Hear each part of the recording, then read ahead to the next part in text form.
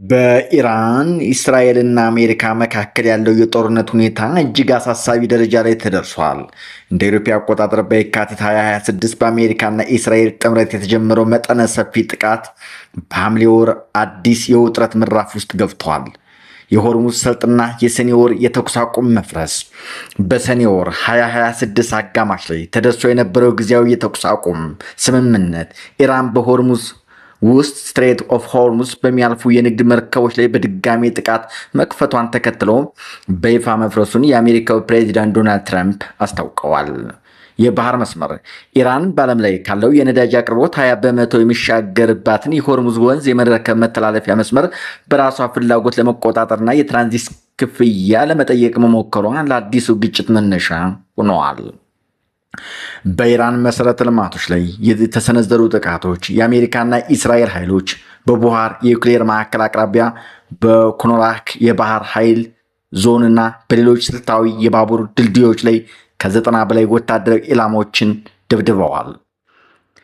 ወደ ኢትዮጵያ እናልፋለን። ኢትዮጵያ በአንድ ወቅት የዓለምን ስልጣኔ፣ ንግድ፣ ጂኦፖለቲካን፣ ወታደራዊ ኃይል የምትመራ በቀይ ባህር ላይ በሙሉ የበላይነት የነገሰች ባለግርማ ነበረች ይለናል። በዚያ ዘመን ኢትዮጵያ የባህር በር ባለቤት ብቻ አልነበረችም። የዓለማችን ቀጣይ ዕጣ ፈንታ ወሳኝ የስልጣኔ፣ በኢኮኖሚ፣ በወታደራዊ ልዕልናዋ ተጽዕኖ ፈጣሪ፣ በዓለም ዙሪያ የሚገኙ ነገስታትና መንግስታት በክብርና በፍርሃት የሚመለከቷት እውነተኛ ሀያል መንግስት ነበረች እንጂ።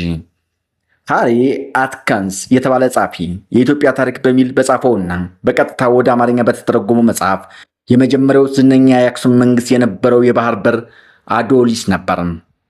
ንጉሥ ካሌብ ጠንካራው የአክሱም ንጉሥ መሆኑን ገልጾ ከሮም ህንድና አውሮፓ የንግድ ልውውጥ ይደረግ እንደነበረም ጽፏል።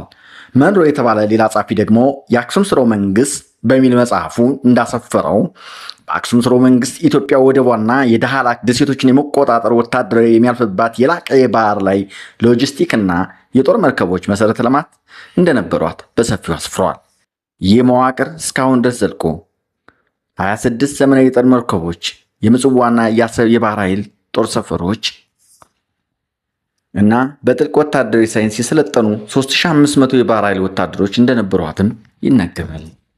ዘመናትን ያስቆጠረው የጠላቶቿ ሴራ በኋላ ህዝቡን እርስ በርስ እንዳይግባባ በማድረግ ከራሷ አብራክ ኤሪትራን በመገንጠል ያችን የባህር ላይ ንግስት ከንግስናዋ ገፏት።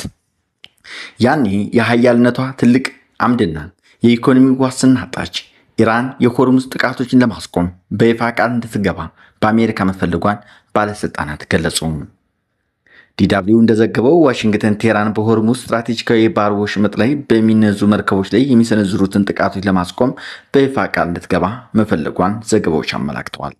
በሌላ በኩል ዶናልድ ትራምፕ ኢራን እሳቸውን ለመግደል ከሞከረች ሀገሪቱን ሙሉ በሙሉ እንደሚያወድሟት ዝተዋል። 1000 ሚሳኤሎች ወደ ኢራን አነጣጥረው ተቀምጧል ሲሉም ዝተዋል። ኢራን የኒውክሌር ተቋሞችን እንደገና ለመገንባት እየሞከረች ሊሆን እንደሚችል ለኤንኤን ባደረገው የምርመራ ዘገባ አመላክቷል። አድማጮቻችን፣ የዛሬ አጫጭር ዘገባዎችና ትንታኔዎች እነዚህ ነበሩ። ስላደመጣችሁ እናመሰግናለን። ላይክ፣ ሼር እያደረጋችሁ ለሌሎች ስለምታደርሱ ኩራት ይሰማኛል። አመሰግናለሁ።